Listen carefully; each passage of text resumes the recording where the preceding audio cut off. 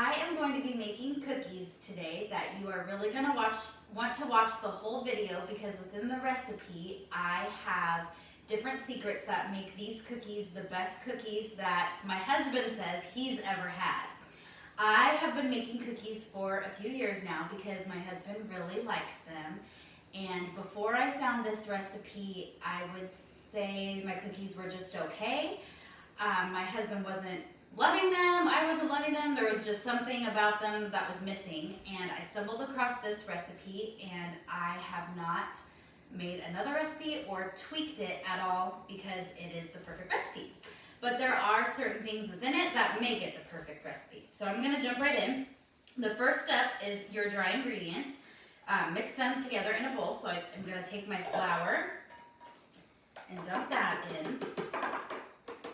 And then I'm going to mix in my baking soda.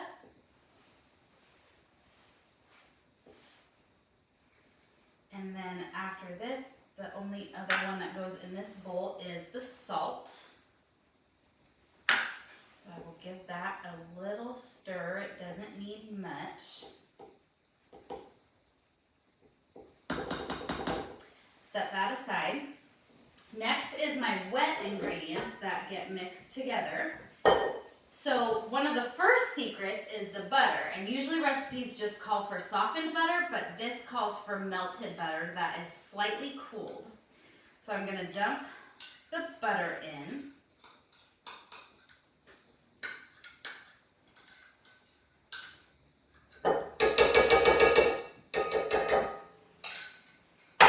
I'm going to add the eggs, and this is where the next secret comes in, because normally you add 2 eggs or 1 egg, and this calls for 1 egg plus 1 egg yolk, not the whole egg. So I'm going to dump that in. I like to set my dishes aside so that way they're out of the way. Plus, it makes it look cleaner. And statistically, your kitchen counters are dirtier than your toilet seat. So before I begin, I should have said, I like to make sure that my workspace is clean with a counter cleaner or bleach, because you're going to be cooking and you don't want those germs getting in your food.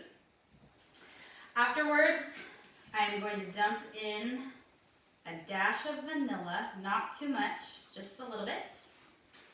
And then this recipe also calls for white sugar and brown sugar. So I'm going to dump those in as well.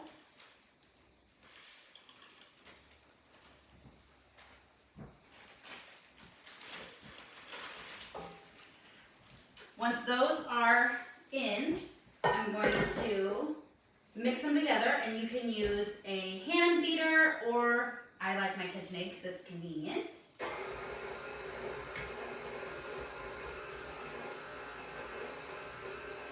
I like to make sure it's fully mixed. The KitchenAid's nice because it does it for you. And once this is done, you will add your dry ingredients to the wet ingredients. It turns out, it makes the cookies a little bit creamier to do the wet ingredients first. I like to make sure all the lumps are out of the brown sugar so it's nice and smooth. And once that is done, I will add my dry ingredients.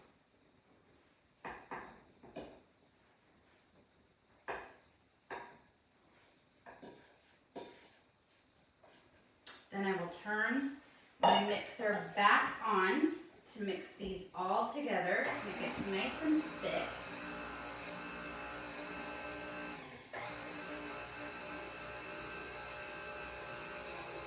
I keep it on the lowest setting because the KitchenAid is a little bit powerful. This is where it comes in handy that your butter needs to be slightly cooled, because it can make the dough a little bit runny if it's too warm. So once that is all mixed together, I take my chocolate chips and I'm going to dump those in. When you mix the chocolate chips in, I like to do that part by hand because you just barely mix the chocolate chips in, and that is another one of the secrets to this recipe. You don't fully mix the chocolate chips in, and it keeps them nice and right on top. I'm gonna take this off. And the last secret to this recipe is when you're scooping the dough onto the cookie sheet, you're going to make the dough taller than it is wide. And this will make it so your cookies, they get nice and thick and don't cook too thin. They just won't have the room to go that thin. So keeping them nice and tall, almost like a little mountain, will make it so that your cookie will turn out nice and thick. And I will show you one. Get your cookie sheet. I just grab a spoon. I washed my hands, of course, before I started. Take your dough. And when placing it on the cookie sheet,